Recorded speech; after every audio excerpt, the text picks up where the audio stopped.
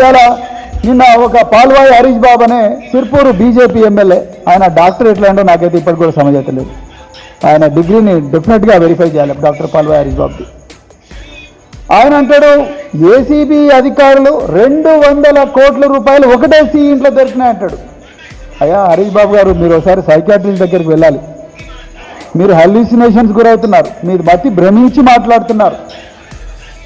వీళ్ళ మొత్తం 3 కేసుల్లో, ఏసీబీ కేసుల్లో ఈ ముగ్గురు సీఈల సోకాల్డ్ ఏసీబీ ఎఫ్ఐఆర్లో ఇచ్చిన సోకాల్డ్ అక్రమ ఆస్తుల చిట్టా మొత్తం కలిపితే 25 కోట్ల రూపాయలు.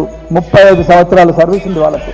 మీరు మీ సిర్పూరు కాగజ్ నగర్లో ఆ పేద ప్రజలందరినీ దోచి వాళ్ళ ప్రాణాలతో ఆడుకొని ప్రజా లైఫ్ కేర్ అనే హాస్పిటల్ పెట్టి ప్రభుత్వ ఆరోగ్య వ్యవస్థ మొత్తం నాశనం చేసి అందరు పేషెంట్లు కూడా మీ హాస్పిటల్కి రావడానికే మీరు వేస్తున్న సోకాల్డ్ కుట్ర, మీ నరేంద్ర మోడీని కూడా మోసం చేసి ఆయుష్ కేంద్రాలను కూడా బంద్ పెట్టి అందరు కూడా మీ ప్రజా లైఫ్ కేర్ హాస్పిటల్కి వచ్చే కుట్ర ముందు ఇది చాలా చిన్నదనిపిస్తున్నది నాకు.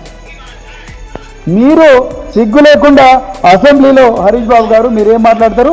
ఒక సీఈ దగ్గర 200 కోట్లు దొరికిందా? ఏ లోకంలో ఉన్నావు నాన్న నువ్వు?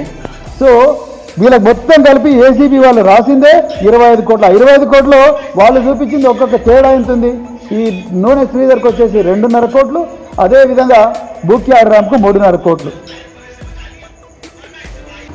అంటే బీజేపీ నాయకులతో కూడా పీసీ రేవంత్ రెడ్డి కుమ్మక్కయ్యి ఈరోజు కాళేశ్వరం ఒక కుంభకోణంగా చూపించి దీని మీద రాత్రి అందరూ ప్రజలు నిద్రపోతున్నప్పుడు సిబిఐకి ఆర్డర్ చేశారు.